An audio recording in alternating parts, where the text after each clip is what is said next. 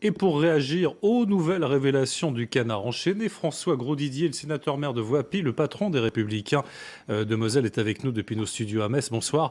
Alors le Canard qui renchérit en annonçant que Pénélope Fillon aurait touché en plus 45 000 euros d'indemnité de licenciement payée par l'Assemblée nationale. Est-ce que c'est la goutte d'eau qui fait déborder le vase, monsieur Grosdidier ?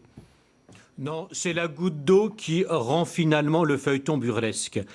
Parce que si elle a été salariée pendant 15 ans, eh bien, et qu'à un moment il y a rupture du contrat puisque François Fillon avait décidé d'y mettre fin, c'est vrai que c'était une pratique plutôt d'un autre âge, eh bien, il est tout à fait normal, mécanique, automatique, légal qu'il y ait des indemnités de licenciement. C'est d'ailleurs pas le député qui les calcule, c'est l'Assemblée nationale qui le fait directement selon les textes législatifs. Alors, donc la façon dont c'est distillé, montre bien, veut dire que le feuilleton, là, ça confine au ridicule. Alors, vous vous rendez compte quand même, Monsieur, vous vous rendez compte quand même des sommes annoncées, si c'est confirmé, hein, bien sûr, vous comprenez que cela puisse choquer les Français. Quand on a annoncé 900 000 euros, d'abord c'est en mettant du brut sur plusieurs décennies. Est-ce que vous avez déjà vu ailleurs, dans un autre cas, qu'on dénonce le salaire de quelqu'un, non pas en donnant le montant mensuel ou le montant annuel, mais le montant sur plusieurs décennies? À un moment, quand même, trop c'est trop. Ce qu'il y a, c'est qu'effectivement, François Fillon, comme d'autres, comme ça a été une pratique, il y a 20, 30 ans,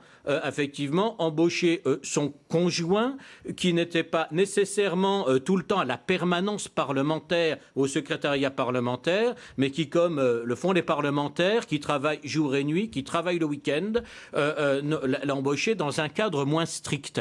Aujourd'hui, d'ailleurs, on n'interdit pas effectivement qu'un député ou qu'un sénateur travaille avec son épouse ou avec ses enfants, comme n'importe qui peut le faire en entreprise ou comme dans une collectivité, on peut le faire pour le cabinet. Et vous avez entendu M. Grosdidier en Allemagne, en revanche, ce n'est pas autorisé. Oui, mais attendez, en Allemagne peut-être, mais en France, et il n'y a rien de choquant à ce qu'on puisse travailler.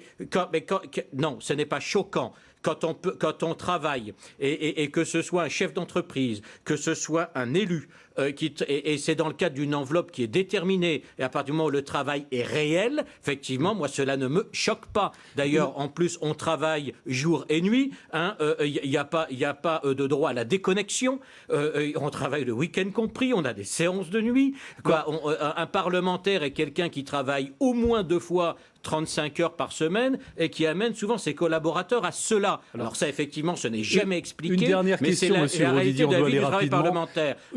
Maintenant, je comprends effectivement que cette situation, et François Fillon l'a dit hier, et il a réagi à mon avis assez maladroitement la semaine dernière, en ne comprenant pas que certes ce qui était légal pouvait choquer sur un plan moral et n'est plus légitime. On ne travaille plus aujourd'hui, on a beaucoup plus de rigueur dans la société et de transparence dans la société française d'aujourd'hui qu'on en avait il y a 20 ans, tant en politique que dans la haute fonction publique que dans les entreprises. Merci François Grosdidier, merci d'avoir réagi immédiatement sur notre antenne. Alors, je rappelle que vous êtes le sénateur maire de Voipy, patron des Républicains en Moselle. Merci à vous.